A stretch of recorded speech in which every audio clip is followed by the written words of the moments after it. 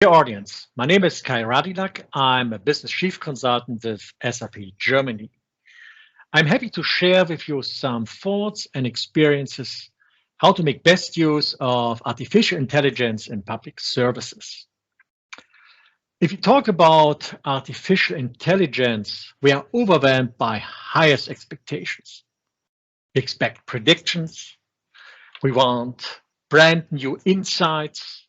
We go for modernization and automation. There are plenty of ideas, many initiatives, and multitudes of projects.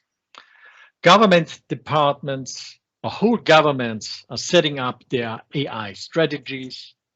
Authorities are planning that for themselves, and the same is done by international institutions. However, what happens when expectation meets reality? We talked with the CIO of a big government department, and he told us that he must support 15 AI projects with 15 different tools. Again, the IT of our organization is confronted with one of their biggest and oldest enemies, complexity. Complexity threatens any lasting success. We have to standardize. There's another interesting phenomenon. We did an estimate on the number of AI projects in a certain government environment. We came to the number of 100 and plus. But we had huge difficulties to identify projects that really went productive. What do we mean with productive? Productive means that every workday, AI projects or AI platform produces results which are of value for the department. And it is a platform which is steadily refined and improved based on the quality of their models and their outcomes. If we want to make AI having a real impact, we have to integrate the entire AI value chain. Often it takes months or even years to go from ideation to a project start. This kills many opportunities. We need a ready-to-go platform to start immediately, given there's a budget. And we need the option to keep data and models in-house, may it be out of regulatory requirements or quite simply because we want to keep data within the boundaries of our IT environment. We need that on-prem capability. However, there are good news. And part of it is that if you talk about artificial intelligence in public services, a major area is about administration, and there robots don't play the major role. It's about machine learning. And there are three dominant machine learning domains of relevance. The first is about prognoses and scenarios. We want previews of multi-causal developments. We want the analysis of variance. Then it's about classification and the identification of anomalies. We want to group data to classes. We want to assign new data to these classes. We want to recognize special states. Then it's about meanings out of the analysis of text or images. We want to identify certain entities. These machine learning domains represent basic application scenarios. And in this way, they enable the productization and the standardization across all many application scenarios.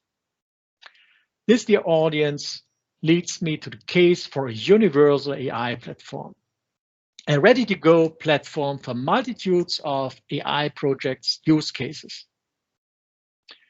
What are the characteristics of such a platform? Let's first talk about functions. Of course, at the very beginning, this has to be a platform for all these machine learning domains I mentioned before. And there are another good news. The content, the model content of these domains is mostly available as open source in a couple of libraries in the internet. And this content is also available in the common AI languages. It means we have the universe at our hands. Then it's about multi-tenancy. Multi-tenancy means you're able to operate different AI projects on the same platform because there's a clear separation of data, users, and functionality. Then I've already mentioned on-prem options. If you decide or if there's a need to do AI in your own data center, in your own safe environment, you need this option. And it's about scalability. You might start with 1 or 2 projects, then you might want to add another project. At the end, it will be 5, 10, 20 projects. The platform has to enable it. The other half of a UI, universal AI platform, are the processes. I mentioned at the beginning, there's there obviously a boundary between the status of experimentation, of pilotation, and going productive. To overcome this boundary, we have to integrate the overall AI lifecycle. It means the platform has to support development, training, testing, and production. Often overseen, AI projects are software projects. So the platform has to support a cloud-native development model as state-of-the-art in our times. And if you want to scale, if you want to ensure stability, security, and speed, we need the capability to automate tests and deployments. All these together characterizes a universal AI platform. Dear audience, the potential of AI is huge, and even more important, AI is grown up. In many areas, artificial intelligence has become a commodity, ready to be used on broad scale. We recommend the platform way for doing so. Thanks a lot for your attention. Let's keep talking. Have a good day.